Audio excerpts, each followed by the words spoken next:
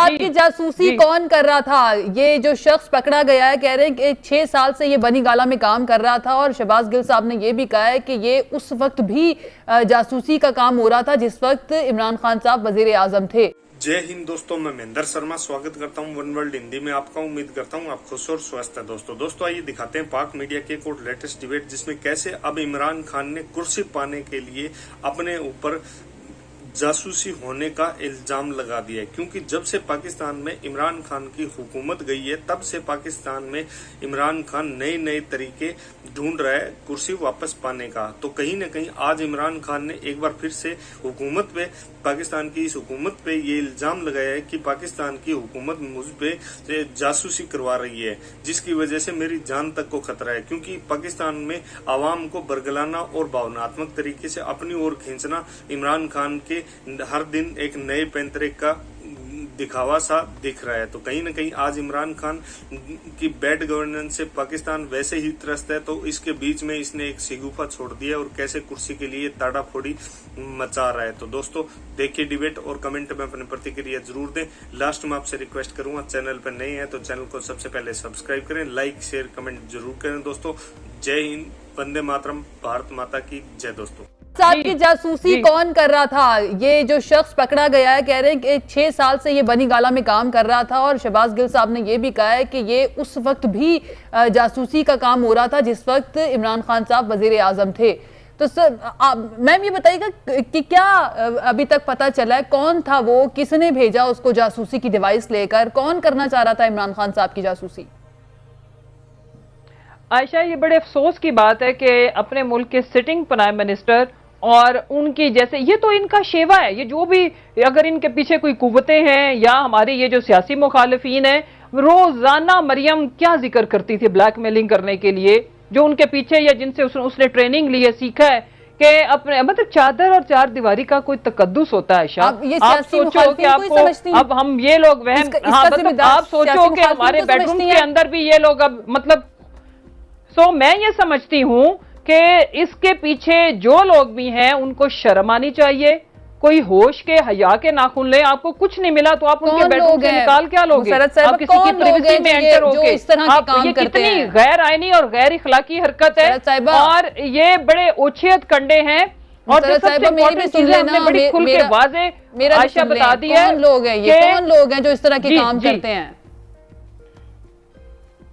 देखें जी, एक तो सबसे ज्यादा वीडियो सेंटर तो मरियम का भी मशहूर है, वो भी हो सकती हैं इसके पीछे, या कोई और लोग भी हो सकते हैं जिनको इमरान खान साहब की कोई कमजोरी नहीं मिली तो उन्हें लगा कि इनके बेडरूम में लगा दे। भाई बेडरूम में शहबाज गिल साहब कोई और बात ही कर रहे थे, कुछ नहीं कह सकती। शहबाज गिल साहब कोई और बात कर रहे थे, चादर और चार दीवारी का तहफ्फुज़ तो आपको आपके मुल्क का आइन देता है, और इसके पीछे वो लोग भी हो सकते हैं जो इमरान खान की कमजोरियां ढूंढते हैं, जो चाहते हैं कि उनके हाथ में कुछ भी आ जाए जिसपे वो ब्लैकमेल कर सके। लेकिन मेरा खुदा ना चाहे, और जब तक आप हक और सच पे होते हो, अल्लाह ताला की मदद साथ होती है, हमारे साथ अल्लाह की मदद है, वो अल्लाह की हिफाजत में है। और ये जो दुश्मन है, ये जो ओछियत कंडे करने वाले एक एक करके एक्सपोज होंगे अल्लाह की अदालत के आगे भी। हामिद साहब, सर आपकी तरफ में आती हूँ, पहले तो मुझे ये बता दीजिए कि ये कितनी तशवीशनाक बात है कि वजीर आजम की जासूसी, उनके घर में रहने वाले मुलाजिम, उसके बाद एक साबिक वजीर आजम की जासूसी की जा रही है, जासूसी की डिवाइस को इस्तेमाल किया जा रहा है। ये कितना बड़ा सिक्योरिटी लैप्स है,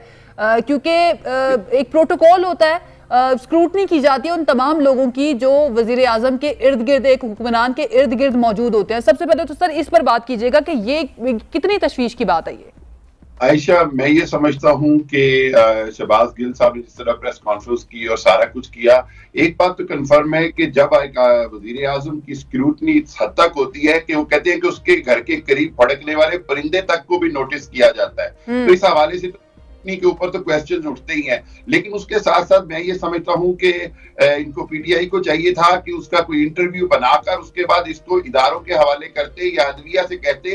क्यों? क्योंकि इसका सामने आना जरूरी है कि ये अगर कोई शख्स है और वो इस तरह जासूसी कर रहा है तो उसका मकसद, उसके हैंडलर्स का सामने आना जरूरी है। इसमें इसके अंदर कोई डरने की बात नहीं होनी चाहिए, कोई घबराने की बात नहीं होनी चाहिए, बल्कि पाकिस्तान की जमहूरियत के लिए बेहतर होता कि अगर वो आप उसको फाइल सामने लेकर आते कि कौन है जो किसके कहने पर कर रहा था, और इसकी वजह से हमारे माजी के वज़ीर आज़म भी ये कहते रहे हैं। जरा आपको मैं याद, नवाज शरीफ साहब भी ये बात कहते रहे हैं, बेनजीर भुट्टो भी ये बात कहती रही हैं, उसके बाद तमाम जो बड़े हमारे जो रहे हैं पॉलिटिकल लीडर, उनका ये बयानिया रहा है कि हमारी जासूसी, हमारे फोन टेप किए जाते हैं। तो इस हवाले से अगर कोई एविडेंस आ गया था तो इनको, और हामिद साहब थोड़ी सिचुएशन शेडी इस तरह से भी हो जाती है कि अगर उस शख्स को पकड़ लिया था और ये इतना संगीन मामला है तो उसको फौरी तौर पर, एक तो जो आप कह रहे हैं कि इदारों के हवाले किया जाता है, इसकी तहकीकात की जाती, कौन था जिसने उसको अप्रोच किया, हो सकता है कोई दुश्मन मुल्क हो जो एक हमारे वजीर आजम की जासूसी करवाना चाह रहा है, और क्या इतना आसान है कि कोई भी जाकर जासूसी कर ले एक मुल्क के हुक्मरान की? है, और आपको बारहार इदारों पे इत्तेमाद करना पड़ेगा, आपको अपना जो इन्वेस्टिगेटिव सिस्टम है उसको आपको हरकत में लाना पड़ेगा, और बिल्कुल दुश्मन है। सो हमारे पाकिस्तान के वजीर आजम के लिए किसी एक को नॉमिनेट, किसी एक को पॉइंट आउट नहीं किया जा सकता। दुनिया में बहुत सारी कुव्वतें हैं, मैं नाम नहीं लूंगा, वो सारी इसके अंदर पाकिस्तान की खुफिया राज होते हैं वजीर आजम के पास, वो बातें होती हैं। इस हवाले से मैं इसको पॉलिटिकली से ज्यादा इसको सिक्योरिटी लैब और इसको पाकिस्तान की सीक्रेसी एक्ट के अंदर इंटरफेरेंस देख रहा हूँ। बिल्कुल, इस हवाले से पाकिस्तान का जो ऑफिशियल, ठीक है सर, वक्त कम है, मैं राना एहसान साहब का भी इस पर कमेंट लेना चाहूंगी। राना एहसान साहब, पीटीआई जिन जिन पर इल्जाम लगा रही है उनमें मुस्लिम लीग नून भी शामिल है, लेकिन फिर भी आप लोग हुक्मरान हैं, मुस्लिम लीग नून इस वक्त मौजूद है, तो आपके लिए, आप पर बड़ी जिम्मेदारी भी आयद होती है कि पता लगाया जाए कि आखिर कौन है जो जासूसी कर रहा था, और ये भी चेक करवाया जाए कि कोई कहीं शहबाज शरीफ साहब की जासूसी तो नहीं कर रहा। देखिए आयशा, सबसे पहले तो आपको याद होगा सेनेट का वो इलेक्शन जिसमें ये इनके कैमरे पकड़े गए, कहां कहां इन्होंने कैमरे फिट किए हुए थे, ये खुद जासूसियों के, ये जो सेनेट के इलेक्शन में जो कैमरे पकड़े गए थे, किनके कैमरे पकड़े गए थे? ये पीटीआई वालों ने कैमरे सेटअप किए थे, आपको याद नहीं है सेनेट के इलेक्शन में मुसद्दक मलिक, वो मुझे याद है, लेकिन मैं ये जानना चाह रही हूँ कि आप पीटीआई को कह रहे हैं कि पीटीआई ने वो कैमरे लगवाए थे। वो इलेक्शन पीटीआई करा रही थी, तो पीटीआई ने जो है वो क्या कहते हैं उन्हीं के कैमरे पकड़े जाने थे, तो ये तो खुद बहुत बड़े जासूस हैं। दूसरा, जिस तरह वो मीरा को शौक नहीं होता मीडिया में लाइव रहने का या कोई ना कोई ड्रामा क्रिएट करने का, इमरान खान साहब भी कुछ उसी तर्ज पे हैं कि इनको जो है पकड़ा, उस जासूस को भी पकड़ लिया, फिर उसको माफी भी दे दी, फिर उसको कहा कि हम छोड़ देते हैं, बड़ा गरीब आदमी है, फिर कहते हैं मेरे खिलाफ कत्ल की भी साजिश है। तो ये देखें, ये वही मीडिया में रेलेवेंट रहने के लिए इल्जामात की बुछाड़ करना, वो आपने देखा शहबाज गिल साहब का एक्सीडेंट हुआ, आप लोग गलत साबित करें ना, सारी तहकीकात करवा के वो इलेक्शन कमीशन का मुतालबा, वो कमीशन बनाने का मुतालबा कर रहे हैं साजिश के ऊपर और कत्ल वाली बात के ऊपर, आप कमीशन बनाएं, उनको गलत साबित करें। जासूसी का इल्जाम आपकी जमात पे लगा रहे हैं, आप तहकीकात करवाएं, उनको गलत साबित करें, मामला खत्म हो।